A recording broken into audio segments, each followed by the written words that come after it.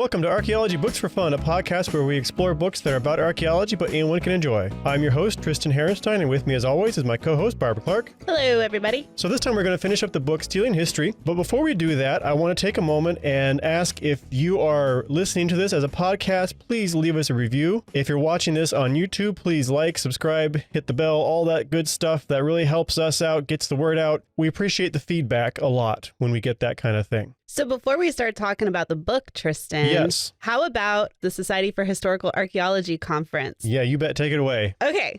We presented a poster, which for those of you that don't know, it's exactly what it sounds like. We put up a poster, we stand by the poster, we talk about the poster to people that pass by, and our poster was on this podcast. And we had a very cool moment. We met our first in-person listener. Yeah, listener. If you follow us on Instagram, you can see a photo of us with him. And he actually commented on our Instagram when he saw the post. That was really cool. Yeah, it was funny because it was the first person that came, actually. Yeah. And we kind of started talking about it. And he said, oh, no, I like this. And like, wait, we both were thrown for a loop for a moment. Yeah. We did not actually expect to meet anybody that listened to the podcast, I guess, or hadn't really thought about it anyways. So shout out to him. Yeah. And for anybody else that passed by our poster and gave us some book recommendations and just said hi to us and talked about the podcast. It was really, really productive, I feel like. Yeah, it was good. To throw that out there before we got started. Yep. And so last time on episode 3 of Stealing History, we talked mostly about museums' responsibilities with the antiquities black market. But I think that sums it up pretty well. There was some other stuff in there, but that was the major focus of that. I guess there was also, we kind of got some of the conclusion to Peru getting some of the Sipán stuff back as well. Yeah. So this time we're going to wrap up the rest of the story, at least as far as it existed in 2004 when this book was written. Although we have given a few updates to things as we went along, but I'm sure things have happened overall since this as well. So starting up with chapter 13, titled The Brigades. So this one is maybe the most hopeful chapter so far in a lot of ways. Not perfectly hopeful still, because that's not the theme of this book. Yeah, most definitely not. But yeah, I mean, it was interesting. It was kind of a different vibe. Mm-hmm. And so this one features a little more at least, some of the local efforts on policing these sites and protecting these sites. When we say local, we don't mean like the government of Peru. We mean like local townspeople working on this kind of thing. A grassroots effort.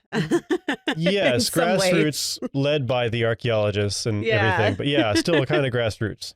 It was this one, like the beginning, I guess, of the chapter kind of resonated with me just because he talks a little bit about like the difference between the casual collector and the quote professional collector, the person that's making a living off of this versus someone who finds just a thing on the ground and they're like, oh, wow, cool. Because that's something that you and I have dealt with. And even though the law doesn't necessarily differentiate between the two, there's a big difference. There is a big difference in, I guess, what their... Well, and one is educatable. Yes. The other one is not. Right. And what their motivation is and things like that differs drastically. Yeah. So some of this is rehashing a little bit that what was talked about too, because locally, this almost became a local culture thing. You go out for the kind of the specific times, you collect a couple things, but then those things become a part of your home. Yeah. They aren't necessarily sold. And then, of course, this all shifted in focus at one point. And I thought it was interesting, too, that like the casual collector is described as like the farmer finding the thing on their property. Right. Whereas the pro is like an outsider who comes to take it away. More often anyway. Right. Yeah. So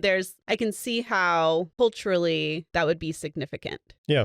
So one of the things that Walter Alva and Susanna Menses really formed was almost like local militias, it seems like. Yeah. And so these were organized from towns and they kind of run themselves and work with the police and kind of monitor these sites and chase people off sometimes. I found it interesting. They said there's a couple of them that tend to be armed, but they've never exchanged fire with anybody. Fired in the air maybe is the most they've done, it seemed like. But mostly it's just kind of show up and don't let them leave until the police arrive or something like that, or chase them off. I remember reading that they said like the most successful of these brigades were made up of locals who were descendants of the Moche, which kind of more directly anyway. Yeah, Less yeah. recent immigrants. Right. Yeah. And they're made up of both men and women, which I thought was a significant thing just to point out. Yeah, and I found that interesting. And I wonder if there's worth doing a little more deeper dive in that too, because the implication is that the people with the deepest roots are the most loyal to the past, whereas the people who moved in more recently were uninterested in that. But I wonder, it seemed like there was some potential bias from the people organizing it as well. And I wonder if that's possibly could have played a factor in that. Yeah.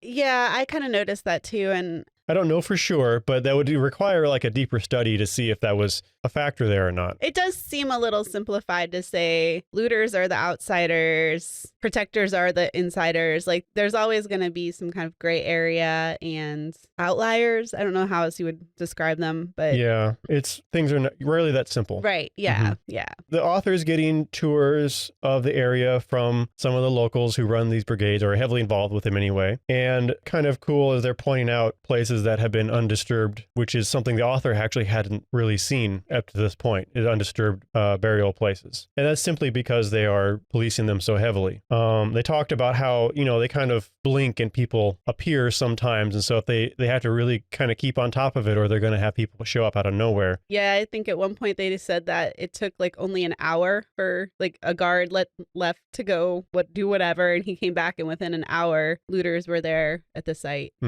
So one of the more interesting parts of this chapter to me seemed to be how they formed these brigades, how they got them going. And it kind of doesn't happen all necessarily in one place, but this was kind of a new idea. And how do you get people to commit to something kind of time intensive like this? And potentially dangerous. Potentially dangerous. I mean, some of them said they've had death threats over some of this. But one of the cool things about this effort in particular is that it prevents the looting instead of just recovering. And that's been a weakness of a lot of what's been discussed in this book. It's about recovering, which needs to happen. Right. But recovering from an archaeological point of view is the damage is done. Yep. We've lost that connection, that information that thing can give us, and all the things that were disturbed on the way. So changing that focus to stopping it from happening in the first place is a huge deal, really. Yeah, that's true. And I think this happens a little later, but I wanted to get your opinion on this, Barbara. They talked about how they motivated people to get invested in this effort. And one of the other kind of related problems they have in the area is people come and basically squat on land. And if they can be there long enough, then they seem to have some legal claim to it. So they're kind of stealing people's land by doing that, is the viewpoint. And so they managed to kind of tie that fear basically into the preservation. And the author actually says, these archaeologists have astutely exploited, if that is the word, the conflict to benefit the cause of historic preservation with results that archaeologists elsewhere could only dream about. And exploited kind of's the word. It feels a little exploitative. It isn't necessarily for like personal gain. So it skirts that edge for me on, it makes me a little uncomfortable though. I don't know if I mean, I guess they took advantage of a situation that was already occurring, but also squatting is wrong. It is wrong, but so, according to the way the author presents it, like these are desperate people. And they aren't necessarily, when they're squatting, they aren't even necessarily after the artifacts. They're trying to find a way of making a living. Well, yeah, but that's one of the underlying themes of this whole entire book that in my mind never really gets resolved because it's such a complex issue. I mean, you're not going to resolve it in one book. You could make the argument that just because you are suffering or whatever does not give you the right to break the law, but it's interesting. I mean, I don't really have I feel like I would have to know more of the social situation, like have more in-depth knowledge to be able to kind of come to a conclusion about how I feel about it. Definitely. It's a little, from what I read here in this book, it's a little uncomfortable. Yeah, that's kind of where I am at. It's not that I can put my finger on it or probably have enough to really say for sure. It just makes me a little uncomfortable. Yeah. That's a good way of putting it. Yeah. Questionable methods, good intentions. I'm not sure that's always okay still. Right. Do the ends justify the means, as they say. Right. One interesting side effect is what they'll do when they catch looters is they'll basically surround them and prevent them from leaving until the police arrive, ideally. immediately, or even sometimes do an arrest themselves, it seemed like. I've read there was one account where they actually tied the looter up. Yeah. Which I'm like, oh my goodness. But then all their equipment is seized, and that's a pretty standard thing. We see that in the U.S. too. Yeah. Apparently, Walter Alva has calculated the groups have seized about 4,000 objects from the looters, and I think he means equipment in this case. Yeah, I was unclear about that. And, they talk about how the side effect of this is just push that looting elsewhere. But, that's going to happen. Yeah. And that as an argument for not doing it is an excuse, frankly. Yeah. So, yeah, I'm okay on that. That's true of any illegal activity. Right. But another of the side effects is that they've actually recovered so many artifacts from these looters that they're having trouble finding places to store them, which I guess good problem to have. But and that's a common problem. Even with just archaeology investigations is how do you store all this? Yep. So, that's a question to be asked, right? Like if we're not only having issues with objects that were recovered archaeologically, when we start getting all these objects that were recovered from the illicit market, how do we deal with those? What do we do with all of them? Yeah. So in some ways we're adding to an already existing problem, but I don't think that's an excuse to not seize these objects either, obviously. But something to definitely take into consideration when looking at this bigger issue. So with these final chapters, I've found that they're a bit lighter, not as dense in content as some of our previous ones. And so I don't know that I have a lot more to talk about here. Anything else pop out to you? He met Gloria, the businesswoman, in quotes. Yeah. That it kind of put a little bit of perspective on like how many looters they're kind of dealing with. She was a head looter. She had looters working under her. She ran a team, basically. She ran a looter team. She had 6 looters who were working for her full-time every night. So say that there were 50 people like Gloria in the same city, then there are approximately 300 looters working there every night. And then say that's happening in 50 other towns, that equals 15,000 looters working every night in Peru alone. So that just gives you a little bit of perspective on the vastness of the problem. Yeah. And she was based at Archaeology, I think, right? I think she was in Ica, Ica. Oh, okay. I don't know. Coyote was a different discussion. Yeah, but that was an interesting discussion to me too. So Coyote is one of the nearby towns that produces a lot of the looters in the area. And it's a bigger market town and kind of a similar story. Sugarcane was a big deal until that went under. And now you have a bunch of people kind of destitute, desperate for jobs. And that's where a lot of the looters and the squatters come from, it seems like, which aren't necessarily one and the same. They can be, but I don't think that is necessarily the case. So yeah, it's got some good content. Found interesting on discussion on spy networks is a little interesting. Yeah, I know there was one point where he bought some items from looters and then he donated them to a museum, which I was like, I guess like undercover cops do that for like when they're buying drugs and things. But I was just like, oh. And his point was he wanted to have them authenticated, make sure they're real. Yeah. And they were. Yep. Yeah, a little questionable, but probably I can forgive this one. Yeah, and it's okay-ish. Yeah, my archaeology brain is like twitching. But I get it. I do get it. I know they did the same thing here in Florida when they had undercover operations. So, and if him buying those 5 pieces was enough of a problem that it made a dent in the problem, then we wouldn't be talking about it. Right. That's true. It's true. So I think I can pass that off. But yeah, he bought pieces for $3 each. Yeah, I know. Which is just awful. Yeah. Okay. Any more thoughts on this one? No, like you said, it's a little bit lighter in content, but the tone is a little different and maybe a little more hopeful.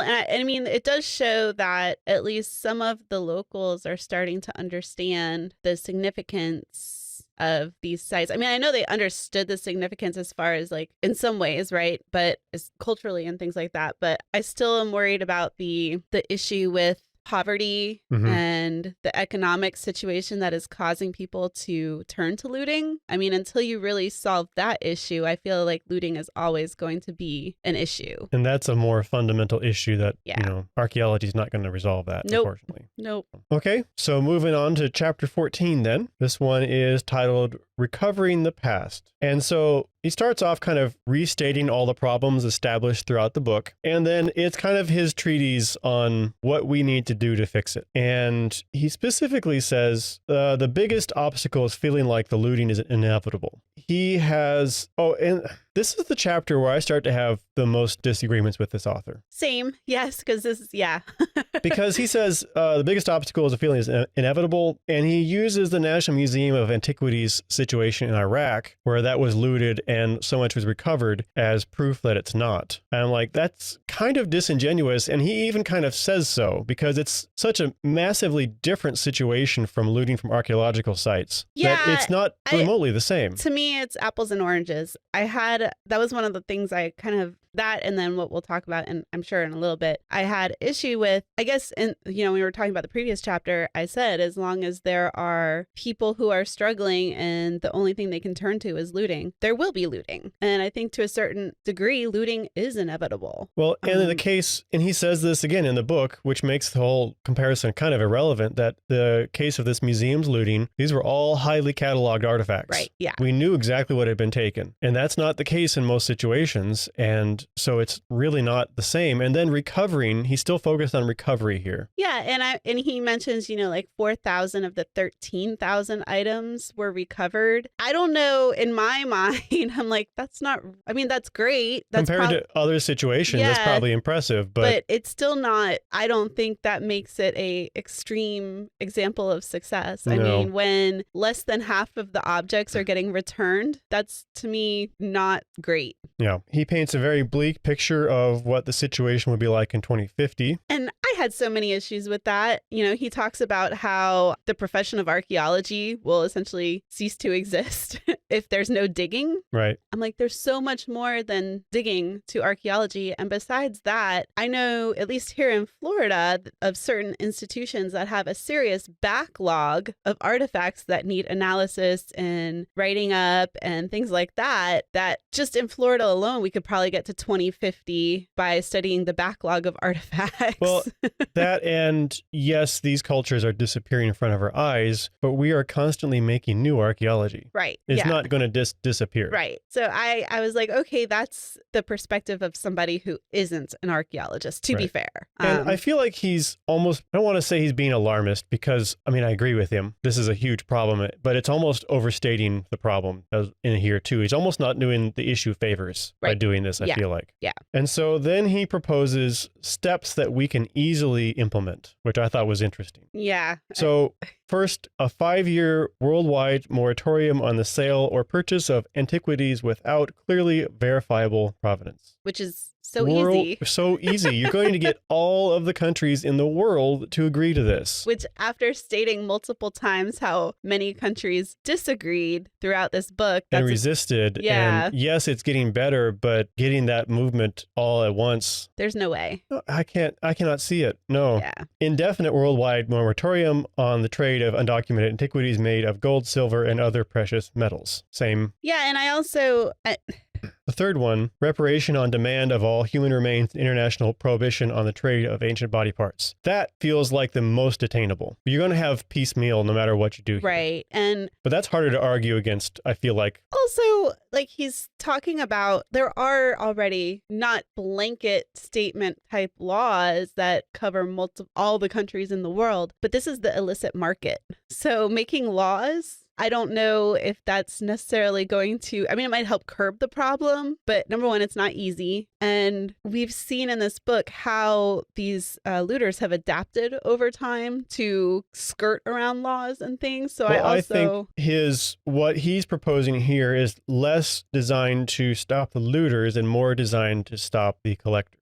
Right. But I still feel like the collector, there's going to be illicit stuff, but right now it's not illicit. And they're like, he's pretty well established. They have ways of just, with kind of the weak laws that are in place, like, oh yeah, my grandfather gave these to me, Mm-hmm. And he specifically says, like, actual provenience, nothing like my grandfather gave them to me. Right. Which I do appreciate that, because that's not provenience. My grandpa, they were my grandpa's. Right. That's not provenience. And so easily made up, as we saw. Yeah. He does give the United States a little bit of props for, at this point at least, being more on top of things, getting more so, I say, as well, but had a few more things he wanted. creation of a committee with the IRS to assess the provenience status of antiquities in cases where collectors want to donate artifacts to museums to gain a tax advantage. Which I am all for that. It blew my mind learning that you could have an illegally collected object and get a tax write-off for donating it to a museum. I'm for it, and it seemed like this is something that could potentially happen at some point. Yeah, and something that honestly should.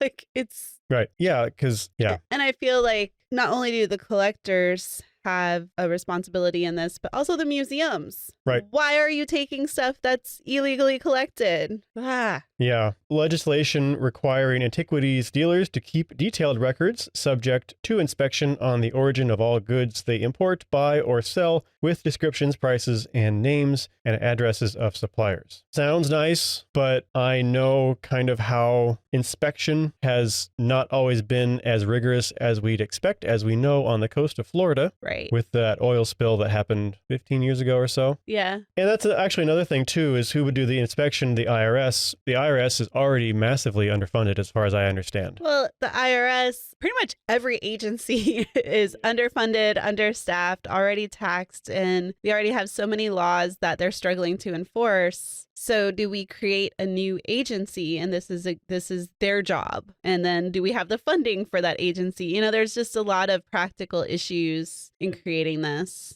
Thinking how the political climate has changed now, this would take bipartisan approval. And I can't see that happening right now, unfortunately, for any of this. That's very true, yeah. I would probably skip past the next two unless you wanted to talk about them specifically. And I want to talk about the last one a little bit. Yeah, that's fine. Okay. Legislation to require taxpayer-supported museums to disclose publicly the provenience of all future acquisitions or risk losing federal funds. Yeah, but legislation, again, requires bipartisan support. I think you might actually have more success by working with the professional museum organizations and getting that implemented in their ethics statements. Like that. And, you know, I don't know if they have a professional membership thing, but that can be part of those ethics statements. And if people are not supporting that, then they get kicked out and they don't have that backing anymore. Yeah. I feel like that almost would be more possible. Although, again, we'd have to be working with probably, based on what we're getting from the book, we'd have to be working mostly with art museums. And they seem to kind of have different organization than the history museums. Yeah, that's the thing, is you have to get enough museums on board with it as well. And yeah, they seem to have different ethics. So you would have to have a total overhaul of some ethics, it seems like, as far as like ethics statements, or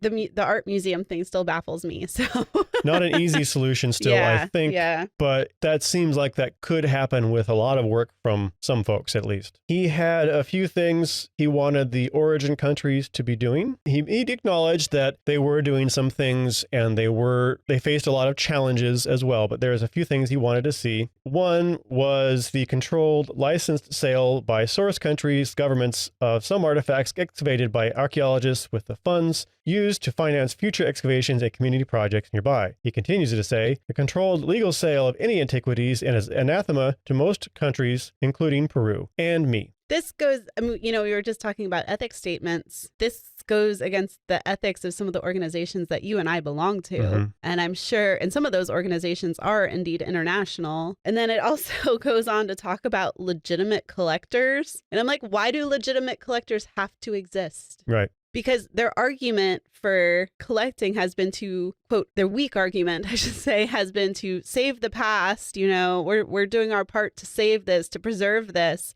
But if you enact all these laws, or even just some of these laws and legislative things he wants to try and pass, legitimate collectors are not a thing. Don't Very need to likely, be a thing. yeah. You know, even with their weak argument, which is really not an argument, they don't need to exist. And selling artifacts, you'd have a hard time getting any archaeologist on board with that. I noted that this feels like the first real weakness in the author's understanding of archaeology. Yeah. And looking even within this book, think of the Brunel family's complaints about how the archaeologists are making so much money on that. And we say, no, we know they're not. Then but if we are. were selling things, then that argument, the difference between us and the looters is really not harder to see, especially from the outside if you're not involved in that directly. Yeah. And then using it to fund other excavations it brings a lot of potential bias into what is supposed to be an unbiased scientific study of the past. Excavations will focus on the most profitable potentially. Ooh, there's just a lot of problems. I do not like this. I had almost visceral reaction to this one. Oh, me too. Who also like decides what gets sold? I mean, there's even just issues going down to that. Like, right. And if money is involved, and so the idea is too that the money would only be going back into the archaeology. But how often does that actually happen in governments? Well, and he says the proposal could apply to artifacts that are not so significant from a historic or artistic point of view that they must stay in their country of origin. And I have issue with that because how do you know they're not significant? Even if they don't seem significant, and who decides that anyways, but even if they do not appear to be significant at a specific point in time, as more archaeology is done, we might come to a different conclusion. And so throughout this book, I've often felt like there was too much focus on the thing. Mm-hmm. And I thought, well, the author seemed like he was putting forth enough deep understanding that he really got it. And he, this focus on the thing is a product of the subject, which is looting, which focuses on the thing. Yeah. This makes me wonder if maybe that wasn't just that. Maybe the author really doesn't quite grasp this idea either. Well, I think it becomes very apparent in the next one where he says creating a seal of approval system for antiquities excavated by archaeologists and available for sale. Yep. No ethical archaeologist is going to put a seal of approval on an artifact to be sold.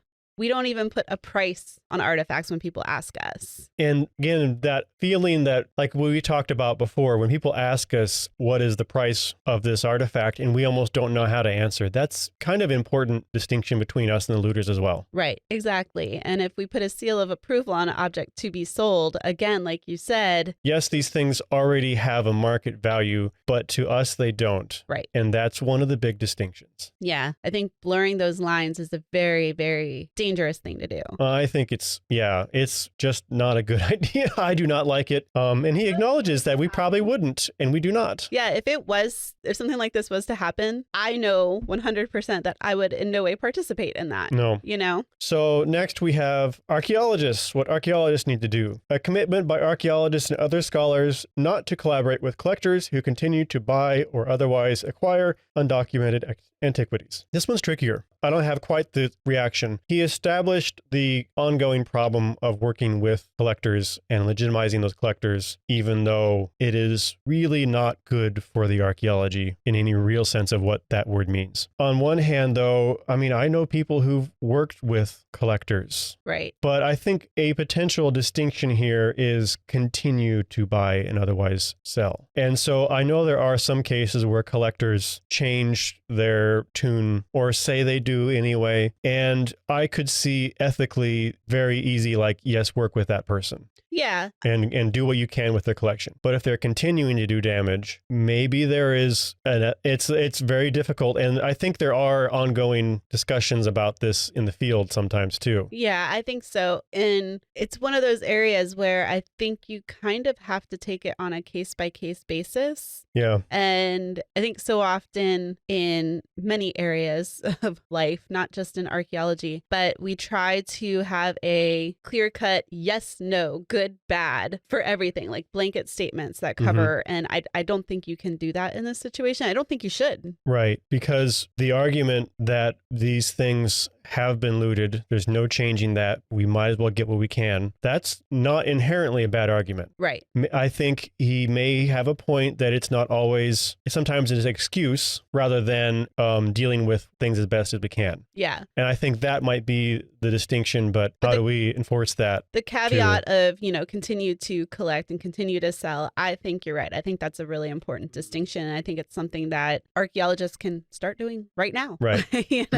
He says one of the problems with all of these laws that you don't necessarily see with some other laws is that if they're successful, we won't see tangible gains, which is an interesting point to make. I thought it was really interesting because you and I have kind of, he talks about with the ivory trade and how with the ivory trade, you have more elephants if you curb the ivory trade. And I had to kind of laugh because I know you and I, we've done festivals and things, and they put us next to like the fluffy animal, like the animal rescue, and they bring a cute, heck, I had a pelican on a leash once. Right. And you and I sometimes struggle to kind of be as exciting. Hold their attention. Yeah, hold people's attention as there's a cute little pelican next door to us. And I was like, oh yeah, I can kind of relate to this. I mean, on a different level, obviously, but Yeah, but if this were to work, the effect would be fewer things being visible. right. Which Yeah. is not something that is easy to understand or even measure. Yeah. Another thing I was thinking about, because I was, on a board for a archaeological professional organization, and one of the things they struggled with is a lot of complaints that they got. They had no way to enforce a lot of these things. Like, they had no teeth. And so if there was a way to work with these professional organizations to get real consequences to archaeologists who act unethically, that I think would have a lot of weight, similar to the museum organizations, because you can make a complaint against somebody, but are there any repercussions for that person? Sometimes yes, sometimes no. But like for us as archaeologists, a lot of jobs, you can still get a lot of jobs without having that specific credential through this specific organization. But if more jobs like required that credential, and if you acted unethically, that credential was revoked, that may be something that would encourage more archaeologists to act ethically. It would have a little more teeth. Yeah. Yeah. Which I think that's what we're working towards as a profession, but maybe some ways to go yet. Yeah. Then he concludes the chapter by acknowledging this doesn't help the looters who are in poverty. He makes an argument that poverty isn't the only culprit. He uses the town that is doing the self-policing as an example. And he says, first, you must have that peculiarly exploitative attitude towards the past. Again, I felt this was potentially a little disingenuous. Yeah. Because, yes, that town was poor, but I didn't get any sense of the desperation you got from some of the other towns with it. Like the people doing the squatting and the looting, he often showed them as like really desperate for anything to do. And the town of Sipán is really desperate for anything. And this town he was using an example didn't feel as desperate to me. Right. They seemed like they had land, they had things in place. While still very poor, obviously, I think that was felt like a very different situation without really knowing more. I will acknowledge that I might not quite have the correct sense of things here. Yeah. I feel like you maybe could have used a better example to drive that point home, maybe. It feels like kind of a continuation of the old residents versus the new residents. And the new residents are the ones with that exploitative attitude almost. It feels like an extension of that argument, which kind of we've said, we're not sure I don't think we're fully on board with potentially. Yeah, well, I mean, I was thinking about this in terms of us in Florida. Florida, especially probably more so in South Florida, but we have a large population that either resides here only seasonally, retires here from other places. And I mean, we see a lot of, and I know it's completely different, but this is really the only comparison I have. We see a lot of people, even visitors who are just here visiting, that are interested and kind of seem to have some type of stake in Florida's history. And I know, again, completely different, but that's where my mind kind of went. I feel like it's different enough that I'm not sure we can use that as a comparison. The things I see is that people who are coming seasonally are generally fairly wealthy and generally yeah, and educated. I was going to point that out too. Yeah. So, but I think to say, oh, just because you're not from here, you don't have a stake in it, is a simplification. Especially when it seemed like they believed they did. Right. They believed they had ancestry there. And whether or not they did, there's some perception to a certain degree is reality, at least to that individual. To a point, yeah. And I feel like, again, if there was a bias there getting in the way of this, they could tap into that perception potentially as well. I think there could be potential there. It's tricky. And again, we don't fully have, even though we've just read a book on this, I don't think we have the full picture here. Absolutely not. And so I want to acknowledge that. I mean, if you look at the village of Sipán and how they have reacted to archaeologists in the past, or even currently concerning this excavation and the recovery of the artifacts there, I have a hard time trying to figure out how you would even approach the village at this point to make things better. Like things have gone so far. Yeah. There's a lot of animosity. I don't know. It would take different people. Oh, most definitely. Not the people involved now. Right. And it would take a lot of very slow, careful. Yeah. And it would probably be like what we've dealt with in, I haven't done this personally, but I know people have dealt with groups that archaeology has not treated well in the American past. Yeah. And those sessions with those groups, I've heard, tend to be like an hour of grievances being levied against you. Yeah. And you just have to kind of let that happen and then try and shift the conversation at some point towards progress or moving forward. Yeah. And I think something important to keep in mind as archaeologists too, when you go into those communities, is what do those communities deem important? Mm-hmm. What do they want you to do for them? I mean, obviously within ethical reason. And what they say, like, we want to go out and dig this site. Well, that you don't have to take that at face value. Right. It's like, okay, but why do they want to do that? They want it because they feel they don't have opportunities. Oh, then we can maybe find ways of giving them some opportunities that don't involve that activity. So there are ways of navigating that sort of thing that you just don't take it at face value necessarily. Yeah. And it takes a lot of time. And I think you're right. Like different people. Yeah. I don't think there's progress to be made there with Walter Oliva right now, for example. Yeah. Unfortunately. No, it's nothing he's done. It's just the situation he was put in. Really. He was put in, and I mean, there could have been, you again, hindsight, you could maybe talk about some of that, but it isn't very worthwhile. And the book did a nice job establishing that, you know, he was doing the best he could with what he had. Yep. So. And in the time frame he had too. Right. Okay. So that was, I'd say, my least favorite chapter. There's some interesting things to talk about, but I've been on board with the author by and large throughout this book, and that one lost me a bit. Yeah, and I think you're right. It's just he's a journalist. He's not an archaeologist, and having the nuanced understanding of what archaeology is, what kind of ethical standards we're held to, and why we have those ethical standards as well. I think that's important in understanding. And a little idealist as far as the international situation. Most definitely. And national, frankly. Yeah. Oh, yeah. Especially like you said, in our political climate. And a different climate from when he was around, of course. That is true. That is got to keep that in mind, too. That's valid, yes. Okay, last chapter. Let's do it. All right, so final chapter. We're looking at chapter 15, just titled Coming Home. And so this chapter is all about the Royal Tombs of Sipán Museum. It finally opened November 9th, 2002. It has 1,400 pieces on display. About 60 of them were suspected from Sipán, but they can't confirm because they were recovered as looted. So that is a fair number of recovered artifacts. Probably a drop in the bucket, but that's more than I thought based on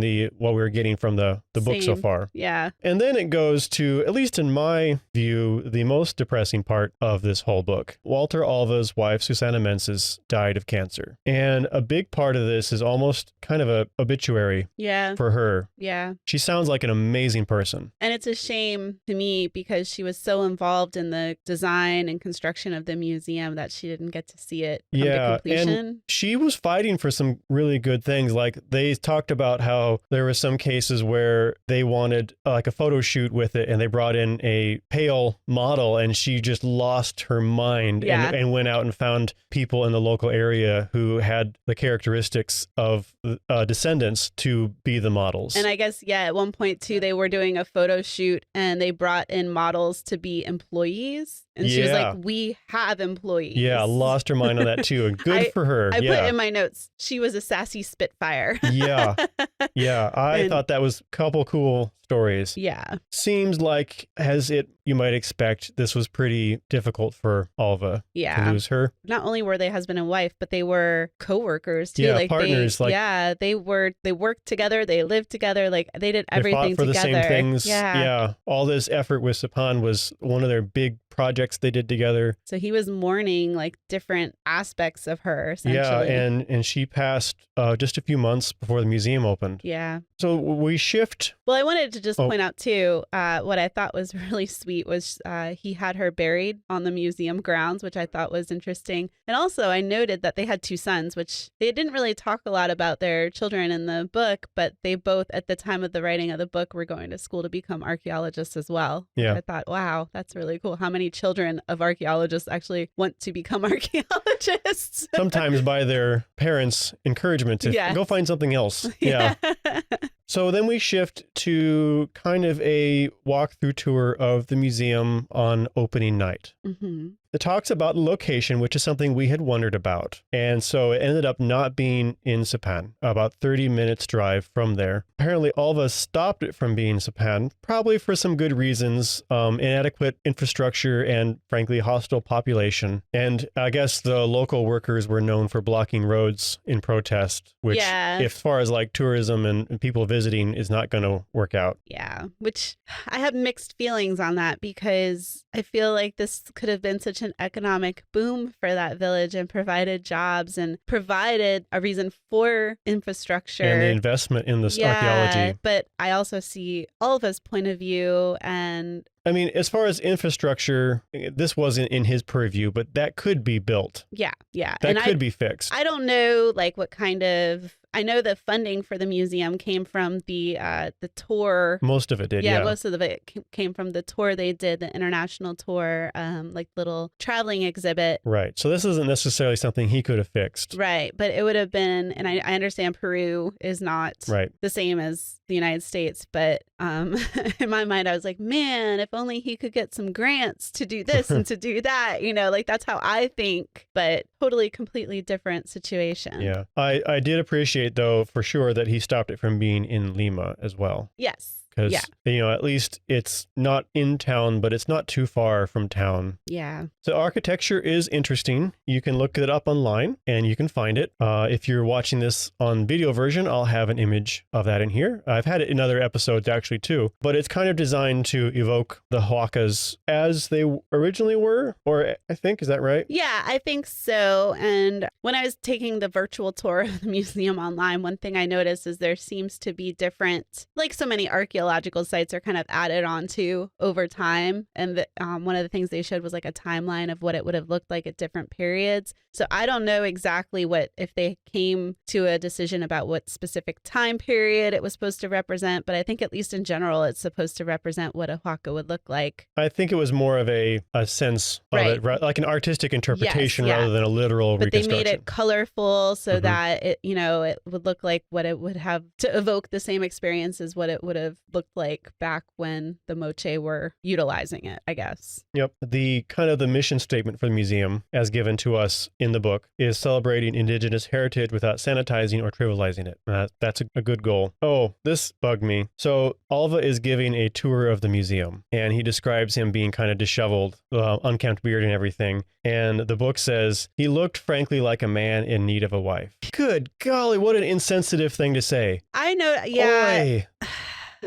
Well, and it's funny because in the same chapter, he talked a little bit about how people who were coming to the museum opening were driving in limos that were as big as the houses of some of the villagers whose village they were driving through. Yeah. So it was funny to me for him to say something like that and then talk about Alva. It was his wife passed months ago, and he's thrown himself into this museum. And I don't want to project, too much on him, but that's not a lot of time for losing. Well, and not only did he, like we said before, not only did he lose his wife, but this was his wife's work as well. So he couldn't necessarily, like a lot of us, when, we're mourning someone or something, we can step away for a second and kind of have a moment to ourselves, right? Or kind of tuck away things that remind us of that person until we're ready to see them. He couldn't do that. Right. This was her thing as well. She literally designed some of these galleries and helped plan the construction and things. So it had to have been a lot more difficult for him. Yeah, that comment just seemed really out of And I think place. What he may have meant is like in need of his wife. He was missing his wife. Like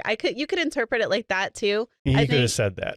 I'm not going to give him. There was a better way to have worded that, but I'm assuming his intent was in need of a wife, as in need of Susan. That's the way I'm going to choose to interpret that. Okay, I would like that to be the case, but I'm not. He could have worded it a little better. Boy, that got my goat. Yeah. The stated goal with the architecture in the museum is we wanted to give a sense of space to highlight these objects, but not make it all about the objects and nothing else. And that sounds like a reasonable goal. Yes. Very good goal. That's a failing of many museums. And yeah, and he even says, like, usually belongings are exhibited in Peruvian museums as if they were decorations and curiosities. That's what we wanted to get away from. We wanted context. Yes. Context, people. Yay. He did observe that some of the spaces seemed underutilized or vacant, but apparently that was intended for expansion in the future. I don't know if you noticed any of that, particularly when you looked through the virtual tour.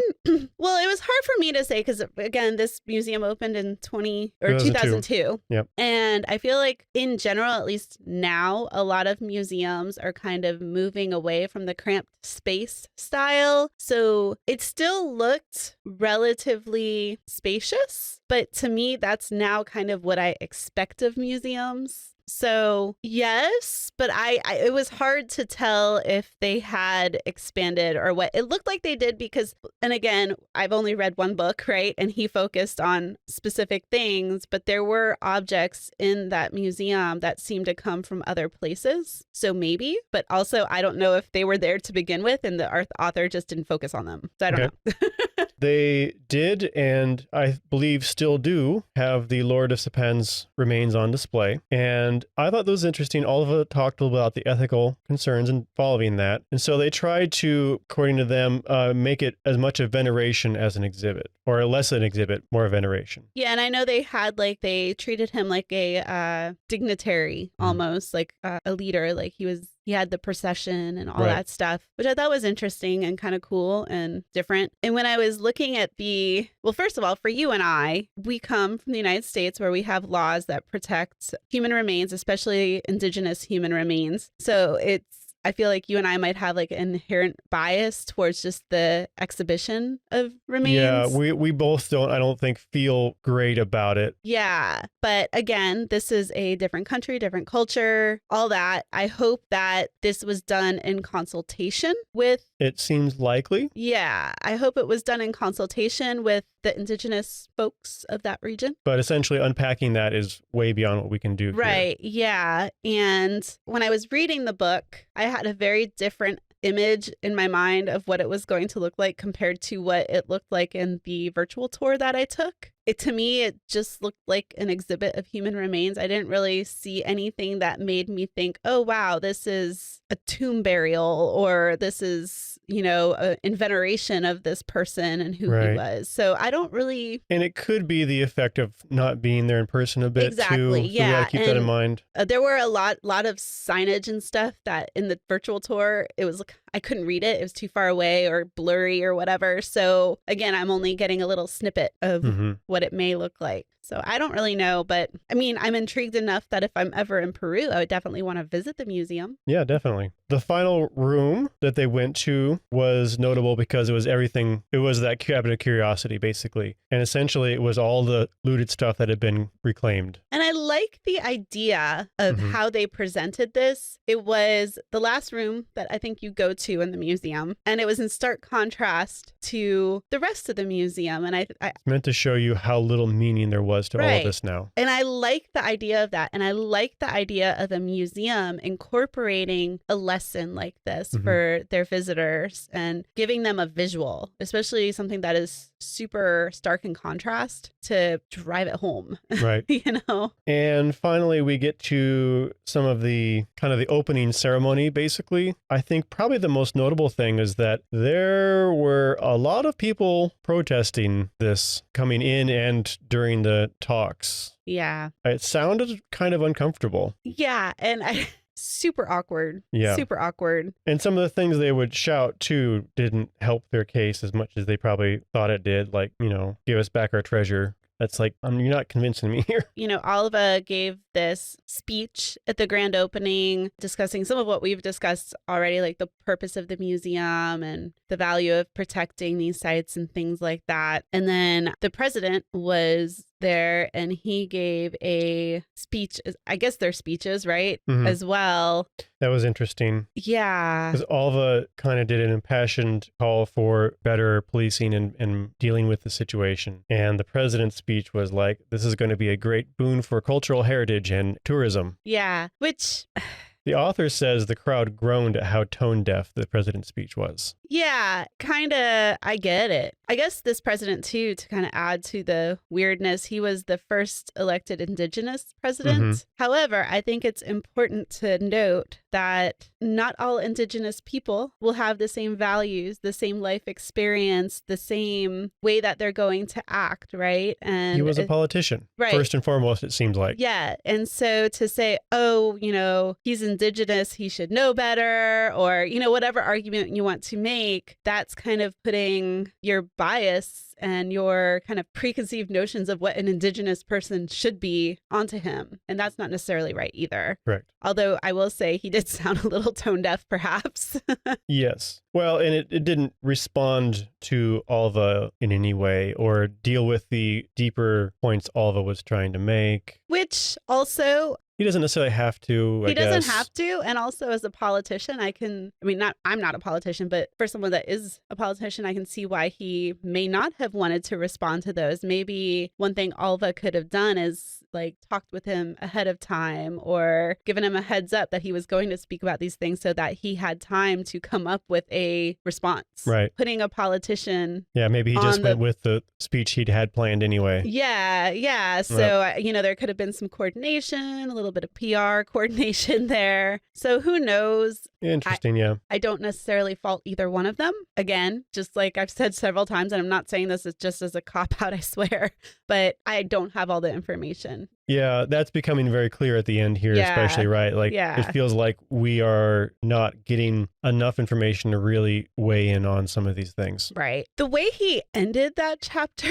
was kind of weird to me. I'm not sure what the point of that was. One of the last, sentences, he might even find the green idol that, when disturbed, had brought so much ruin and destruction. He's talking about a legend there to give a little more context to the listener. So there's this whole legend. And it may be this site, and they were Alva wanted to go back in the field, basically, and do excavation on this site. It's one of the ones that has had little disturbance because of the kind of the militias. Yeah, but I was like, I don't understand why he would. It's a weird way of ending the book, basically. Yeah, because I was like, I even wrote in my notes, what's the message he's trying to convey? It doesn't fit. Yeah, especially for a book on looting, and especially he had tried to convey all these ideas that would kind of curb looting, and then he ends it with ruin and destruction.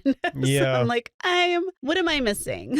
So did that confuse you as well? It felt like he just wanted to end it on a cool story rather than having a way of wrapping up his ideas in the last few paragraphs. I will say, I guess it felt out of place. Yeah, and one of my pet peeves and obviously I've never written a book in my life, but when authors just kind of boom, and done. And you're like, Well, and this ended with a last thing, but it didn't fit the rest of the discussion. Right. Yeah, it almost actually fits in the epilogue, really, because it's kind of what happens next. I did look up the site that Alva wanted to investigate, and there have been a number of excavations there kind of throughout time, before and since this point. And there is still work to do, it said, but there is currently a museum on the site interpreting the site as well. Oh, okay. Nice. So that wraps up the final full chapter. We do have an epilogue, which basically kind of reads like the ends of certain movies, where what does everyone do after the end of this movie? Right. It kind of catches us up. As a reader, it was fine. I'm not sure there's much in there that we felt a need to talk about. What do you think? The Bernal brothers, so Samuel Bernal, he gave up alcohol, so that's awesome, but he kept looting. And now he's forbidden to... He can't visit the village of Sipán. And his dad.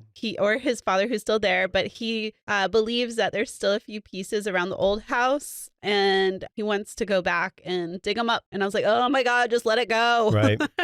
He talks a little bit about Whitman, who continues to do undercover work. He had the biggest, at this point at least, art theft bust. Yeah. But it wasn't related to this topic. It was just art stolen from a museum or a house, basically, someone's house. Yeah. And then again, he brings up legitimate collecting when he was talking about that. And I was like, ugh, I hate that word. Mm-hmm. Especially after reading so much about how it exploits the poor and things. I was annoyed by that. Other than that, it was, just kind of this is what happened to this guy and this is what happened with this. But yeah, and again, as a reader, it's I kind of interesting. enjoyed that, but I Yeah. don't have anything to talk about because it doesn't really relate to archaeology or the rest of the book. There was one weird thing in there that I thought one of the characters he mentions in the epilogue, Emmerich, uses America as a country of immigrants to make the claim that we have a right to pretty much everything.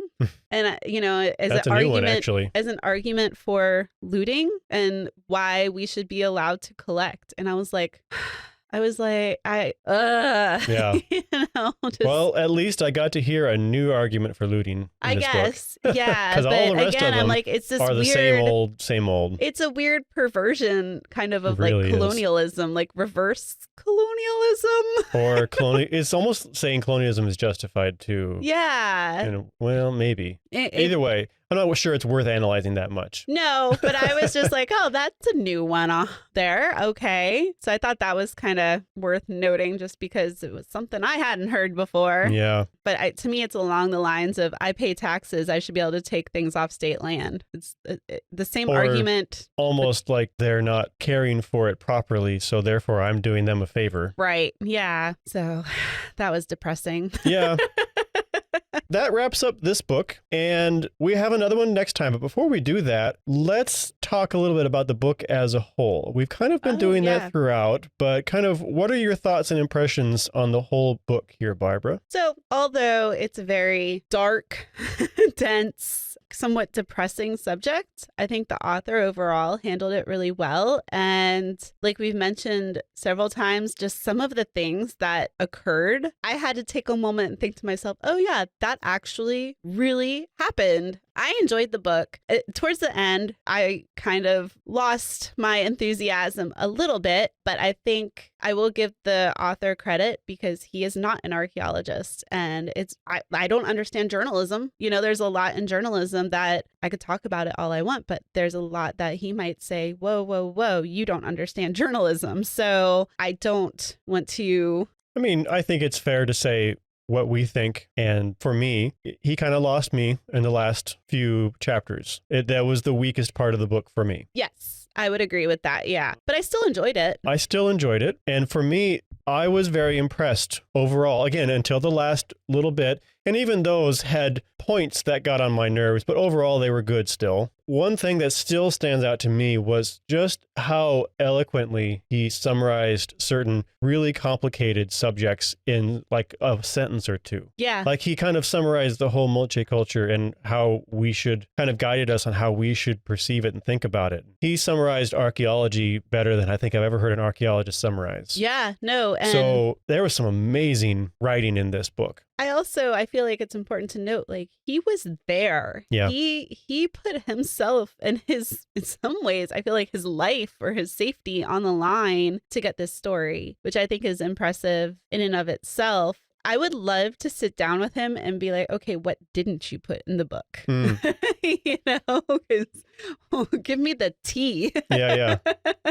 Because there has to be some amazing stories. And I mean, the people he met, and even though a lot of them were looters and not necessarily great people, but they were also a product of, like we talked about, poverty and other things, sitting down and talking with like the Bernal brothers, hearing what they had to say and really focusing on not just the fact that these were bad people, right? Right. Focusing on this is why they have resorted to this, I think was And painting important. the picture, I forget the lead Bernal brother's name right now, but the issues with mental health and substance abuse that contributed to the situation as well. And Yeah.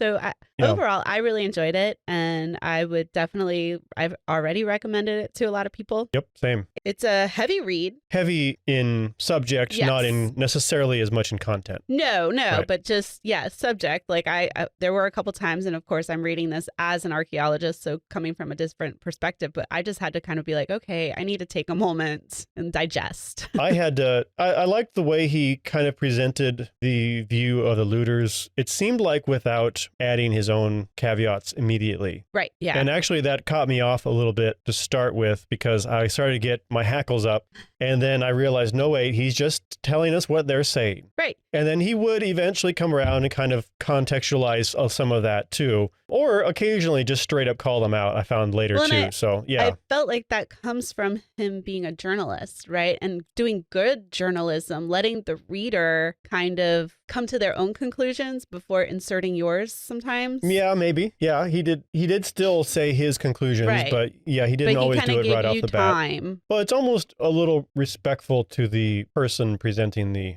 perspective as well. Yeah, that's true. Yeah. Although sometimes I didn't feel like they always deserved that respect, but that's me being a bad journalist probably. But a good archaeologist. Yeah. All right. So I think that wraps it up pretty nicely. Next time we'll be moving on to a new book. What book is that, Barbara? Okay. So this one was recommended to us by our executive director. So we're very excited for this one. It's good no matter what, folks. Yes. But it's called Artifacts, a Faye Longchamp Mystery, and it's written by Mary Anna Evans. And I looked online. I guess it is available in some digital formats. It's also available in paperback, and Audible. And Audible, that's right. Mm-hmm. Yeah, so that's kind of cool too, because I don't think many of our books have been on Audible. Couple, but some not. I will read the description here. Faye Longchamp has lost nearly everything except determination to hang on to Joyous, a moldering plantation hidden along the Florida coast. No one knows how Faye's great-great-grandmother, Callie, a newly freed slave barely out of her teens, came to own Joyous in the aftermath of the Civil War, or how her descendants hung on to it through Reconstruction, World Wars, the Depression, and Jim Crow. But Faye has inherited the family tenacity. When the property taxes rise beyond her means, she sets out to save Joyous by digging for artifacts on her property and selling them on the black market. But instead of potsherds and arrowheads, she uncovers a woman's shattered skull. If Faye reports the 40-year-old murder, she'll reveal her illegal livelihood, risk jail, and Joyous. So she probes into the dead woman's history, unaware that the past is rushing towards her like a hurricane across deceptively calm Gulf waters. So I'm excited for this because, number one, it takes place in Florida. It's more, well, I like mysteries. We've discussed this. I love mysteries. Yeah, and as you can tell from that description, this is fiction. Yes, this time. It's fiction as well. It'll be the first fiction book we actually read. Yeah, and it's actually part of a series. Yeah, so we thought after a heavy subject book, let's go to a murder mystery that's going to be nice and light and happy. But it does deal with the black market, so we are all ready. We know the history of the black market a little bit. We know what damage can be done through it, so we're ready and so for our this. thought with this being fiction, it'll be a nice change of pace after kind of the heavier book, and then we'll go back to maybe a more information-heavy book after that or something. Yeah, and we got quite a few recommendations from that conference. So. And we are also on Goodreads now, and you can find the list of the books. Just look up Archaeology Books for Fun on Goodreads, and you can see a list of the books we've read. You can also see the backlog that is ever growing of books we have scheduled that we might get to eventually. If you want, look through those books and let us know if there's any that pop out to you or something that you want us to cover. That's a great idea. Yes. Yeah. So we decided we're going to read this book has 30 chapters, correct? So we're going to read the first 10 chapters for our next episode. Yeah, a prelude as well on top of that. Okay, but it's only like 2 pages or something. So I'm excited. Yeah, I'm looking forward to it, and you'll hear what we think about it next time. We'll see you then. All right, get to reading, folks.